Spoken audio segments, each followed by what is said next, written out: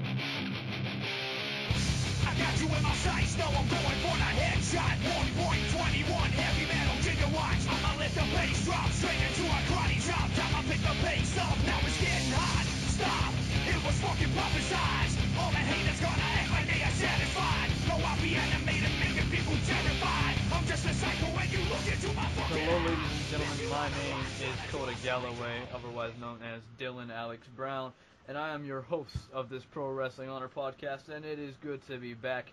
Joining me during this podcast today is three of the roster members. We have Toni Axel. Yeah, Toni Axel, hashtag Tony man. How's it going? We have Tamz King. Yo. And we have the infamous XR. Up.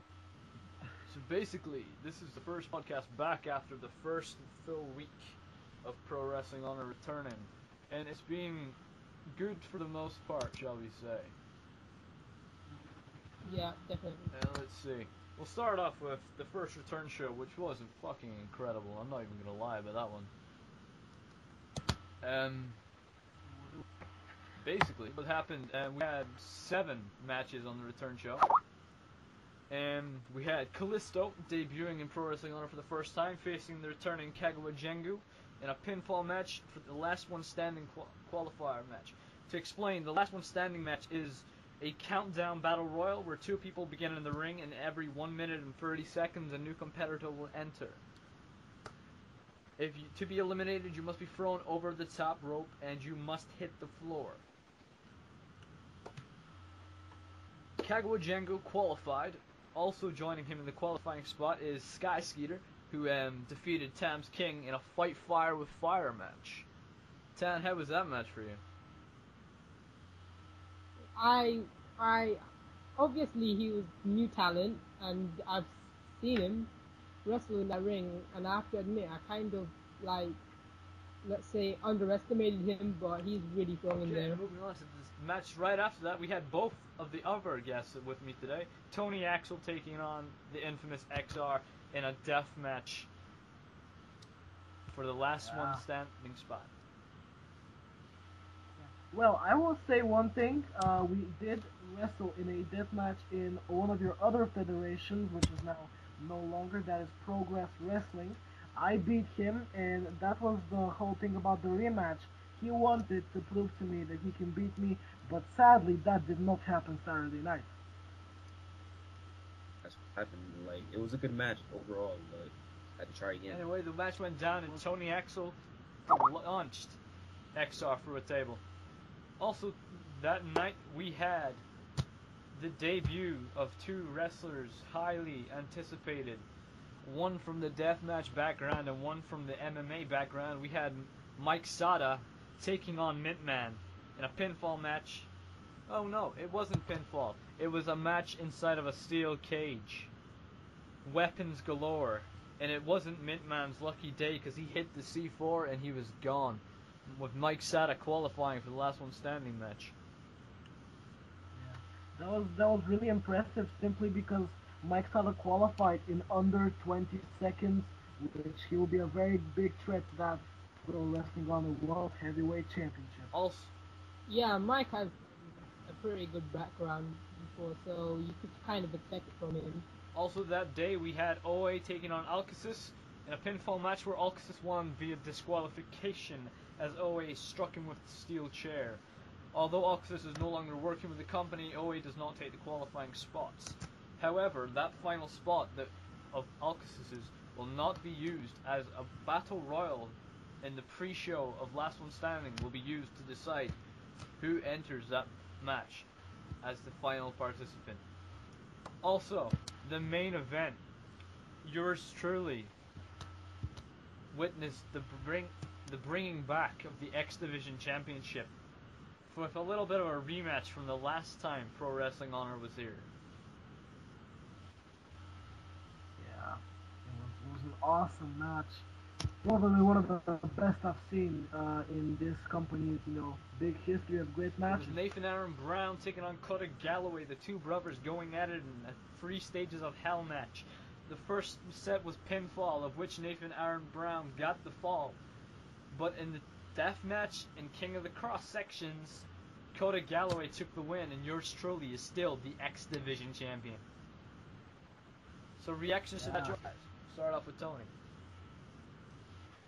Well, I gotta say there was not one bad match on the card. Everyone got their spot. Everyone was able to make a name for himself and become become a successful star in pro wrestling. That main event opens up a very, very interesting rematch at Last One Standing, and we will see the crowd is behind Nathan, but Kota Galloway defeated him for the second time in a row. So we're gonna wait until Last One Standing to find out how that is. Of course, this was recorded on Wednesday, so we are recording this right off the back of the first return of the Wednesday night's event, and it was alright for the most part. There were some ups and downs, of course. We started it off with a triple threat match for one of the final 3 qualifying spots. It was Figured It Out 49 taking on Hardcore God 101 taking on Danger Mouse 234 in a pinfall first fall match. Reactions to that match, guys? Well, it was a really nice match. It showed that PWH right now has one of the most intense youth campaigns in the world of professional wrestling, bringing young talents and of course showing that they can truly wrestle. I am happy that all these 3 guys got a match. This Hardcore God 101 is qualified for the Last One Standing match, but the second match, however, wasn't exactly good for Mr. Infamous XR, was it? Had a lot going Care on. to tell people what happened after that triple threat match? What match came next? Well, it was myself, XR, versus Kota Galloway in a street fight match. Crazy, man. C4s, tables, everything. Damn right, you were blown up by the C4. And then after that, you were brutally beaten with kendo stick. There's a little bit of a throwback to the Kando days when the brothers of Kota Galloway and Nathan Aaron Brown were together. Moving on from that match, we had Scotty Swift 1, who is now fired from the company because he's a massive douche, taking on King Wolf 09, who returned, and obviously King Wolf 09, the better competitor, got the pin. Tan, what do you think? To be honest, I think King Wolf's back in PWH. I mean, if you look past PWH, he's been dominant. He's even been a former champion, I believe. And so yeah, you kind of expect it from King Wolf as well. Yeah, moving on, we had another triple threat match. It wasn't the qualifying match, it was a normal vanilla triple threat. We had Callisto taking on Sky Skeeter, taking on Chris Firo. Oh yeah, I'm personally I'm a big fan of Chris Firo. I like what he does in the ring and outside of the ring, and I gotta say he deserves. And he got the victory, but he deserves that #1 contendership battle royal spot. Yeah, and the fact that the crowd is behind him is amazing. I mean, not many people can do that, and he's just bringing Lucha back, and he proves in the ring why. Of course, Chris Firo being the man that talks crap and gets away with it, he picked up the win. Moving on in the night, we had Tamz King taking on Tyler IX in a straight-up pinfall match. That was a squash match. Yeah, I really I think that last PWH we had I completely blew it. I've had a losing streak, but this time I'm not here to lose. I'm literally just here to kick ass. I don't even care if I have a losing streak. I'm just here to kick ass. Damn right. And our main event of this past show was Scion taking on Toni Axel taking on Mintman in a triple threat first fall match. If Scion or Tony Cool Guy got the win, they would qualify for the final spot in the Last One Standing match. They would be the last entrant. If Mintman22S won the match, he would get to pick anyone that is qualified and swap places, meaning he would qualify and they would not. However, at the end of the day, you've got to give it to Scion. Yeah, I gotta say, as much as I wanted to win that match and become, the last entrant, First of all, I'm really relieved that Mintman did not get the victory because who knows, he might have my number, he might take me out of that match. And the second thing is, I am still gunning for that world championship at last one standing, and you can bet your ass I will win that championship at last one standing. Hashtag Tony Mania. Looking forward to the event, the return pay-per-view, last one standing. Of course, this is a brand new pay-per-view to the lineup. The other 3 pay-per-views have been previously used. However, this is different. An 8-man countdown battle royal for the world championship.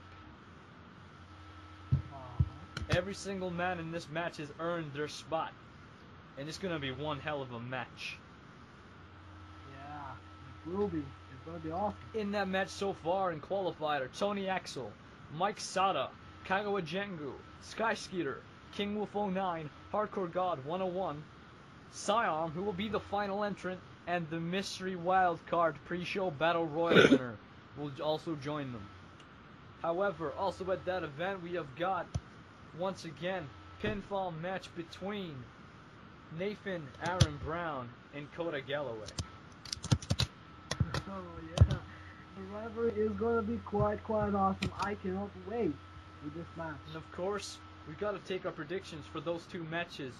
We'll start off with Tony. Who do you think's gonna win the last one standing match? The last one standing. I don't want to sound selfish right now, but I think I am a pretty good contender to win that, as well as their King Wolf, Siarm, who pinned me this last show, and that mystery wildcard pick, because in my opinion, someone random might decide to join the pay-per-view. He may have a chance to become the world champion. This is going to be quite dangerous. I'd like to note the mystery wildcard battle royal will have every single roster member that is not qualified. This also includes the number 1 contender to the X Division title, Nathan Aaron Brown, and Kota Galloway, myself. Oh, all right. This also means people that weren't able to qualify after being defeated by those that did have a second chance of getting into this marvelous match.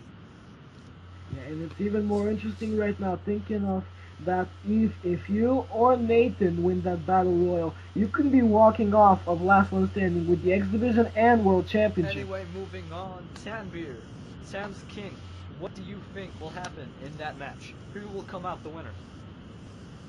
For the Kota Galloway versus Nathan Aaron Brown. No, for the last one standing match.